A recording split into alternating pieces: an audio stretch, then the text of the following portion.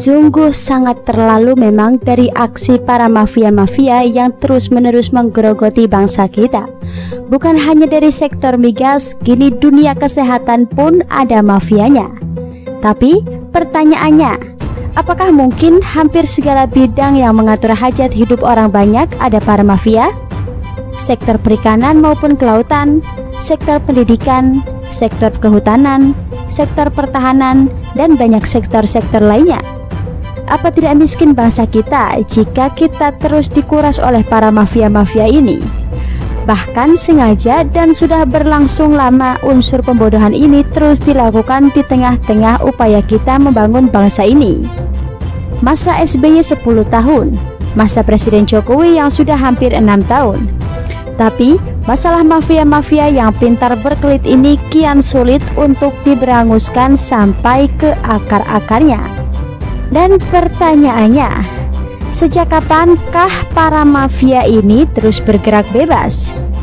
Di zaman Presiden Jokowi tentu tak diragukan lagi segala pemberantasan yang telah dilakukan. Tapi di zaman SBY ataupun mungkin pemerintahan sebelumnya, apakah para mafia ini sudah lama hadir di tengah-tengah bangsa kita? Pernahkah di zaman pemerintahan sebelum Presiden Jokowi begitu giat membongkar satu demi satu kasus mafia di bangsa ini? Atau malah jumlah justru bertambah subur? Tentu jawabannya tidak. Bahkan mereka bertambah subur dan kian sukses mengeruk harta kekayaan bangsa ini. Lihat saja untuk urusan migas di tanah air kita. Sejak di awal pemerintahan Presiden Jokowi, Petral sudah dibubarkan. Tapi yang namanya para pemain atau para mafia di migas itu, kita ini ternyata belum sepenuhnya hilang. Selalu ada cara untuk mengeruk triliunan pundi-pundi uang kita. Pembangunan kilang pun terhambat dan hampir tak pernah dilakukan lagi untuk mencukupi kebutuhan di tanah air kita. Untungnya, urusan yang satu ini, Presiden Jokowi maupun Erick Thohir sudah menempatkan orang yang sangat berkompeten dalam menyikat para mafia-mafia ini, yakni menempatkan Ahok duduk di barisan komut PT Pertamina. Semoga persoalan para mafia ini bisa segera diberangus sampai ke akar-akarnya dan berhasil membuat sistem yang transparan sehingga di pemerintahan berikutnya pun tidak ada lagi pemerintah yang mau cawe-cawean di sektor ini. Kini di bidang alat kesehatan pun kita kembali kerasa gerusu. Dan sangat heran karena kondisi yang demikian sudah terus berlangsung. Kita punya pabriknya untuk membuat baik itu APD maupun untuk pengadaan atau pembuatan obat-obatan. Tapi ternyata kita sama sekali tak punya bahan baku untuk pembuatannya. Bahkan hampir 90% bahan bakunya harus diimpor dari luar negeri. Contohnya saja untuk pembuatan APD yang ternyata bahan bakunya berasal dari Korea Selatan. Dengan penjanjian dagang yang dimiliki antara kita dan Korea Selatan, kita terpaksa harus segera mengirimkan kembali masker tersebut ke sana dengan total 1,2 juta APD. Kemudian oleh tim gabungan yang telah mengirimkan APD tersebut ke sana menyatakan bahwa itu sudah sesuai dengan prosedur yang berlaku, sehingga pengiriman tersebut oleh 6 industri yang membuatnya berjalan mulus-mulus saja.